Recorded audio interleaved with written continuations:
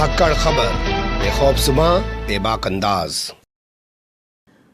धाकड़ खबर के news room से मैं आपके साथ हूं अकरम रईस खान। ये तो पूरी तरह अब साफ हो ही चुका है, इसमें कोई रॉकेट साइंस की जरूरत तो है नहीं समझने के लिए। किसानों ने लखीमपुर खीरी में जो किसान शहीदी दिवस का कल आयोजन किया, जिसमें अरदास वहां पे आयोजित की गई, जिसमें वहां पे श्रद्धांजलि सभा आयोजित की गई, वो तमाम खबरें दब गई हैं। ना अखबारों में है ना टीवी में है। चल क्या रहा है कि प्रधानमंत्री नरेंद्र मोदी ने मानवाधिकार के 28वें स्थापना दिवस को संबोधित करते हुए कहा कि कुछ लोग सेलेक्टिव मानवाधिकारों की बात करते हैं, यहां पे बोलते हैं वहां पे नहीं बोलते हैं, चश्मा लगा के बात करते हैं, नफे नुकसान देख के बात करते हैं या रंग देखकर बात करते हैं। और इसी को लेकर पूरे मामले को कांग्रेस वर्सेज बीजेपी बना के रख दिया गया, यानी कि किसानों से जुड़ी हुई तमाम खबरें जो है वो गायब कर दी गई। कैसे कैसे चीजें उभर कर सामने आ रही है, 4 हिस्से में आपके सामने रखने जा रहा हूं। पहले हिस्से में बात करेंगे सोशल मीडिया पे इसे लेके क्या चल रहा है, दूसरे हिस्से में बात करेंगे कि मेनस्ट्रीम मीडिया, जिसे भोंपू मीडिया आप कह सकते हैं, उसके दलाल चाटुकार दंगाई पत्रकार इस पूरे मामले में किस तरीके की भूमिका निभाते हुए नजर आ रहे हैं। तीसरे हिस्से में बात करेंगे कि सबसे ज्यादा पुलिस मानवाधिकार का उल्लंघन कहां करती हुई दिखाई दे रही है, और जहां चिल्लाया जा रहा है कि राजस्थान में देखो दलितों के साथ क्या हो रहा है, वहीं उत्तर प्रदेश में जो दलितों के साथ पिछले 2 दिनों में हुआ, उस पर मीडिया क्यों नहीं बोल रहा है, उस पर भाजपाई क्यों नहीं बोल रहे हैं। हालांकि उस पर जो बड़ी पार्टी के बड़े नेता हैं जो लखीमपुर खीरी में दिखाई दे रहे हैं, जिनके वहां जाने की वजह से ही पूरे मामले को लेकर एक हंगामा मचा हुआ है, वो भी उस पर नहीं बोल रहे हैं। तो बारी बारी से तमाम चीजें आपके सामने रखने जा रहा हूं। शुरुआत करते हैं सबसे पहले सोशल मीडिया वाले पोर्शन।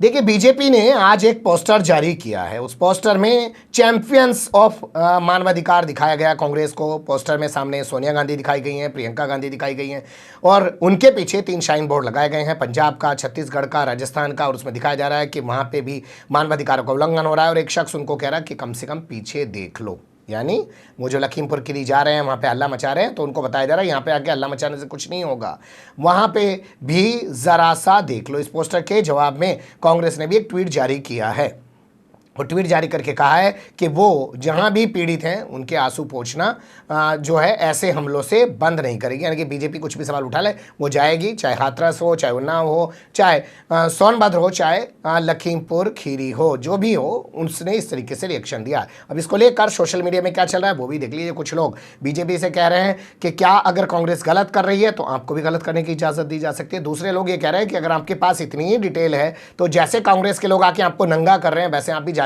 उनके राज्यों में विरोध करिए, प्रदर्शन करिए कि वहां दलितों के साथ क्या हो रहा है। लेकिन मुझे लगा सबसे अच्छा बयान इस पूरे मामले में निकल गया अशोक गहलोत का, जो राजस्थान के मुख्यमंत्री हैं। उन्होंने कहा वो लोग बेवकूफ़ हैं जो कह रहे हैं कि प्रियंका गांधी, राहुल गांधी जो है राजस्थान क्यों नहीं जाते हैं। भाई, राजस्थान तो विपक्षी पार्टी के नेताओं को आना चाहिए ना, उनकी ज़बानी सुन लीजिए, फिर आगे बात करते हैं। ये बेवकूफ़ लोग हैं, बेवकूफ़ लोग हैं। कोई बेवकूफ़ों की कमी है क्या देश के अंदर? ये बेवकूफ़ लोग, बीजेपी वाले बेवकूफ़ी कर रहे हैं, बीजेपी वाले बेवकूफ़ी कर रहे हैं, देश के अंदर भी और प्रदेश के अंदर भी बिना मतलब कंपेयर करते हैं। बार बार कहते हैं प्रियंका गांधी जी को, राहुल गांधी को राजस्थान में क्यों नहीं आना चाहिए? राजस्थान में सरकार हमारी है। आप राजनाथ सिंह जी को कहो, आप अमित शाह जी को कहो, वो आके देखें यहाँ पर, वो गृह मंत्री हैं। विपक्षी सरकारें जहाँ हैं या सरकारें सत्ता पक्ष की है, यूपी हो चाहे, वहाँ हम जाएंगे, विपक्ष के लोग हम लोग ऐसी बेवकूफ़ी बातें बोलते। पहली बार मैं नेताओं को देख रहा हूँ जो मुख्यमंत्री के उम्मीदवार बने बैठे हैं, वो ऐसी बेवकूफ़ी की बातें कर रहे हैं। उनके इस बयान को लेकर मीडिया हंगामा मचा रहा। हालांकि कायदे की बात एक सीधे साधे से आदमी ने सीधे साधे से लहजे में कह दी, भाई यहाँ कांग्रेस की सरकार है, यहाँ राहुल गांधी क्यों आए? अगर दलितों पर अत्याचार हो भी रहा है यहाँ तो बीजेपी वालों को आना चाहिए ना, सही बात है ना उनकी। लेकिन इस बात को दूसरे तरीके से पेश किया जा रहा है। यहाँ एक चीज़ और डिस्क्लेमर के साथ हम आपको बता देना चाहते हैं साफ तौर पर, और आप लोग भी गूगल कर लीजिएगा, कहीं भी किसी के साथ भी कोई अत्याचार हुआ हो, आपने नहीं देखा होगा कांग्रेस का कोई नेता या किसी दूसरी विपक्षी पार्टी का नेता उनके साथ खड़ा हो गया हो, बल्कि उसको जो है मंत्री पद से हटाया गया होगा, उसको गिरफ्तार करके जेल डाला गया होगा। जहां जहां भाजपा की सरकार है वहीं वहीं वो आरोपियों के साथ, चाहे वो हत्या आरोपी हो, चाहे वो गैंगरेप का आरोपी हो, चाहे वो किसी भी तरीके का आरोपी हो, उसके साथ खड़े हुए दिखाई देते हैं। इसलिए विरोध वहीं पर ज्यादा होना चाहिए। अब चलते हैं खबर के दूसरे हिस्से की तरफ। खबर के दूसरे हिस्से में देख लेते हैं कि आखिर इस पूरे मामले को लेकर मीडिया क्या कर रहा था। तो एबीपी न्यूज़ हमने निकाला है, उसका उनका डिबेट शो है, वहाँ पे बताया जा रहा है कि सेलेक्टिव मानवाधिकार का मुद्दा क्यों उठ रहा है। प्रधानमंत्री ने किसी पार्टी या फिर किसी एक घटना का जिक्र तो नहीं किया, लेकिन प्रधानमंत्री के बयान के बाद बीजेपी की तरफ से प्रेस कॉन्फ्रेंस की गई और पार्टी ने राजस्थान समेत विपक्ष के कई राज्यों में मानवाधिकार उल्लंघन का मुद्दा उठाकर सिलेक्टिव राजनीति का आरोप विपक्ष पर लगाया। पूछा कि राहुल गांधी, प्रियंका गांधी राजस्थान क्यों नहीं चले जाते। उधर प्रधानमंत्री के बयान पर कांग्रेस की तरफ से पलटवार किया गया है और कांग्रेस उल्टा पीएम पर सिलेक्टिव अप्रोच रखने का आरोप लगा रही है। तो आज की हुंकार मानवाधिकार को लेकर इसी सियासी आर पार पर।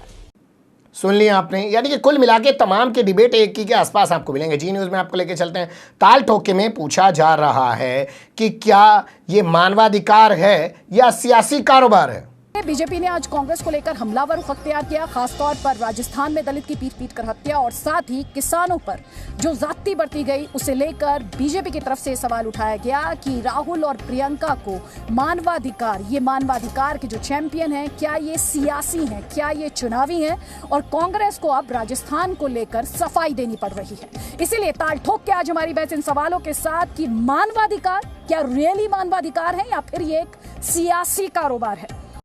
देखते चलिएगा कि प्रधानमंत्री का बयान आया, जो मैंने आपको कल बताया था कि उसी के आसपास तमाम चीजें समेट दी जाएंगी। किसानों का आंदोलन खत्म, उन्होंने क्या किया लखीमपुर खीरी में, सब खत्म। इसी क्रम में आप आगे बढ़िए तो आज तक पे पहुंच जाएंगे। तो आज तक में एक नहीं दो जगह डिबेट किए गए हैं, लेकिन मैं सिर्फ एक डिबेट का हाल आपके सामने रखने जा रहा हूं, जिसमें कहा जा रहा है कि वहां पर वोटों की खेती के लिए जो है इस तरीके जमावड़ा किया जा रहा है। और बीजेपी की ओर से कहा जा रहा है कि राजस्थान आपको दिखाई नहीं दे रहा है, क्योंकि लखीमपुर में वोट की खेती करना चाहती है कांग्रेस पार्टी। इसी वजह से लखीमपुर में कांग्रेस पार्टी के नेताओं का जमावड़ा है। अब आपको लेके चलते हैं देश के सबसे बड़े न्यूज़ नेटवर्क यानी कि न्यूज़ 18 इंडिया। वहाँ पे आप जानती हैं वो खड़ा होके कूद के बात करता है। आजकल पत्रकारों का भी तो कैरेक्टर बन गया। एक आएगा ऐसे साधु की तरह खड़ा हो जाएगा, धीरे धीरे रात को बोल के अपना काला कोट पहन के समझा के चला जाएगा। दूसरा आएगा वो कुर्सी से उछल के बात करता है, हाथ फेंक के। तीसरा आएगा वो चल के दिखाता है। तो सबने अपना एक कैरेक्टर बना लिया, जैसे फिल्मों में नहीं होता भाई केस्टो मुखर्जी का अलग रोल है और किसी और का अलग रोल है, उसकी से क्या रोल करना है। तो वो भी यहाँ पे आया और उसने कहा कि सेलेक्टिव सोच जो है वो लोकतंत्र पर चोट है। लेकिन आज सबसे बड़ा सवाल है, क्या वाकई ये सिलेक्टिव सोच लोकतंत्र के लिए घातक है? आज इसी मुद्दे पर होगी देश की सबसे बड़ी बहस, सिलेक्टिव सोच लोकतंत्र पर चोट। तो ये हुआ मीडिया का हाल जो आपने देखा। अब खुद सोचिएगा कि क्या इन्होंने इस दौरान इस बात पर चर्चा की कि वहाँ किसान कुचल के मार दिए गए हैं, किसानों के परिवारों को क्या इंसाफ मिल रहा है, वो क्या सोच रहे हैं, उनके परिवारों का क्या कहना है, या इससे देश को निजात मिलनी चाहिए, हम लोग किस ओर बढ़ रहे हैं। लेकिन सिर्फ बयानों के आधार पर बयानवीर वो बने हुए हैं। अब चलते हैं खबर के तीसरे हिस्से की तरफ। उत्तर प्रदेश में पुलिस कर रही है सबसे ज्यादा मानवाधिकारों का उल्लंघन। दो ताज़ा तस्वीरें आपके सामने रख रहा हूं जो आज के अखबारों में छपी है, और उन दोनों तस्वीरों को देखकर आपको अंदाजा हो जाएगा कि हो क्या रहा है। लेकिन उससे पहले कुछ आंकड़े देख लीजिए। कल मानवाधिकार आयोग का स्थापना दिवस था, तो कुछ आंकड़े जारी किए अखबार वालों ने, हमने नहीं निकाले। उनके आंकड़ों के मुताबिक 53,000 से ज़्यादा शिकायतें सालाना जो है मानवाधिकार आयोग को मिलती हैं, जिसमें उत्तर प्रदेश से 5,000 से ज़्यादा शिकायतें अकेले उत्तर प्रदेश से मिलती हैं। अब ये खबर देखिए जो आपके सामने है। फर्जी तमंचा लगाकर एक शख्स को जेल में डाल दिया, उसके पास कारतूस वारतूस दिखाए। परिवार के लोगों ने मानवाधिकार आयोग से शिकायत की। मानवाधिकार आयोग ने दूसरे जिले से जांच कराई और जांच सही पाई तो थानेदार समेत 5 पुलिस वालों पर कार्रवाई की जा रही है। गोंडा का करनेलगंज थाना पड़ता है। यहाँ के थानेदार जो हैं उनका नाम है प्रदीप कुमार सिंह। उसके अलावा दरोगा, नाम लिखते रहिएगा, कौशल किशोर भार्गव। तीसरा दरोगा का नाम ब्रजेश कुमार गुप्ता। चौथे हेड कांस्टेबल यानी कि दीवान जी का नाम है गिरिजा शंकर। और उसके अलावा फिर एक और सिपाही है राजू सिंह। इन सब के और सत्येंद्र कुमार भी है। इन सब पर जो है सख्त कार्रवाई का आदेश मानवाधिकार आयोग की तरफ से किया गया। क्या है मामला वो भी जान लीजिए। एक शख्स है जिसका नाम है अतरोड़ प्रताप सिंह उर्फ राजवीर प्रताप सिंह। इसको 12 अगस्त को पुलिस वाले उठा के ले आते हैं। लाने के बाद 14 अगस्त को इसकी गिरफ्तारी दिखाते हैं। इसके पास एक तमंचा बरामद दिखाया जाता है, जिंदा कारतूस बरामद दिखाए जाते हैं। इसको जेल में डाल दिया जाता है। इसके परिवार के लोग यूपी मानवाधिकार में शिकायत करते हैं, कहते हैं कि इस जिले से जांच मच कराइएगा। बहराइच से जांच कराई जाती है, जांच सही आती है तब जाके इनके खिलाफ अब ये कार्रवाई की जा रही है। तो क्या मीडिया को नहीं बोलना चाहिए कि ऐसी तस्वीरें और राज्यों से क्यों नहीं आ रही, उत्तर प्रदेश से क्यों आ रही है? अब दूसरी तस्वीर देख लीजिए। फर्रुखाबाद जिला उत्तर प्रदेश का हम जानते हैं। यहाँ का मेरापुर थाना है, वहाँ का नूर नगर एक इलाका है। वहाँ का रहने वाले एक शख्स है रंजीत साकी। वो शहर कोतवाली जो है उसकी आवास विकास कॉलोनी में एक जन सुविधा केंद्र चलाता है। आधार ठीक करना, ये करना, करेक्शन करना, तमाम तरीके के काम करता है। अब उसको पुलिस वाले उठा के ले जाते हैं साहब, अचरा पुलिस चौकी पे तैनात 2 सिपाही हैं, उसको ले आके वहाँ बंधक बना लेते हैं, 2 लाख रुपए की डिमांड करते हैं। मामला विधायक तक जाता है, विधायक भी यहाँ पे साक्ष्य है, उसके हस्तक्षेप के बाद इसको छोड़ दिया जाता है। लेकिन पीड़ित परिवार इस मामले में इंसाफ की कार्रवाई को लेकर शिकायतें अपनी देता रहता है। उसमें अब जांच की गई है और जांच करने के बाद कर्नल जो कायमगंज के सीओ हैं, उनका नाम है सोहराब आलम, उनकी रिपोर्ट के बाद 2 सिपाहियों को जो चौकी पर तैनात हैं उनको सस्पेंड कर दिया गया है, कपिल सिंह और रिंकू सिंह। तो ये तमाम खबरें क्या गवाह नहीं है कि सबसे ज़्यादा मानवाधिकारों का उल्लंघन का हो रहा। अब देख लीजिए महिलाओं से जुड़ा हुआ मामला, महिलाओं और दलितों से जुड़ी हुई कुछ खबरें आपके सामने रख देता हूं। ताज़ा खबरें हैं, बिल्कुल ज़्यादा पुरानी नहीं है। जेवर आप जानते होंगे, जहां पे एयरपोर्ट बन रहा है, डंका बजाया जा रहा है, नोएडा, ग्रेटर नोएडा में एयरपोर्ट बना रही है मोदी सरकार, ये हो जाएगा वो हो जाएगा, वहाँ का हाल है। 55 साल की एक दलित महिला अपने पशुओं को चराने के लिए खेत में चली जाती है। वहाँ पे तमंचे की नोक पे उसको 4 लोग दबोच लेते हैं, बारी बारी से उसके साथ बलात्कार करते हैं। किसी प्रकार महिला आज़ाद होने के बाद घर पहुँचती है, परिवार के लोगों को बताती है, उसकी हालत देख के उसको अस्पताल में भर्ती कराया जाता है, सूचना पुलिस को दी जाती है, FIR दर्ज कर ली जाती है। अभी तक किसी आरोपी को गिरफ्तार नहीं किया गया है। आरोपी भी पशुपालक बताए जा रहे हैं, मतलब वो भी वहाँ पशु चराते हैं। ये उत्तर प्रदेश का हाल है। 55 साल की दलित महिला भी यहाँ महफूज नहीं। ये वो लोग हैं जो कहते हैं कि लड़कियां ऐसे कपड़े पहन लेती है। 55 साल की महिला जो है वो कैसे कपड़े पहन के खेतों में अगर पशुओं को चराने जाती है, उसके साथ गैंगरेप हो जा रहा है। अब दूसरी तस्वीर इसी नोएडा की देख लीजिए।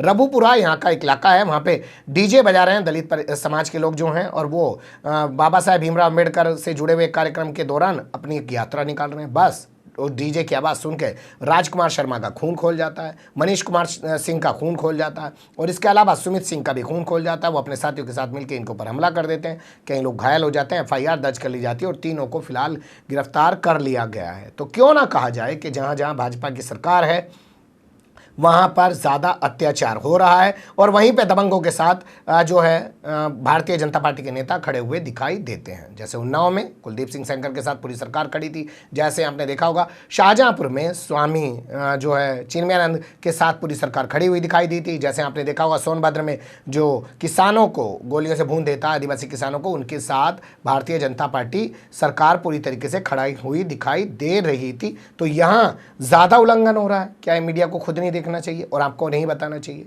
सोचिएगा इस बारे में और बने रहेगा धाकड़ खबर के साथ। फिलहाल कमेंट्स के रूप में आप लोग अपनी राय दे सकते हैं, खबर को लाइक कर सकते हैं, चैनल को सब्सक्राइब कर सकते हैं और ज़्यादा से ज़्यादा हमारी खबरों को शेयर कर सकते हैं। फिर ऐसे ही किसी सुलगते हुए या उलझते मुद्दे लेकर मैं आपके सामने होऊंगा हाजिर। फिलहाल अभी मुझे दें इजाज़त।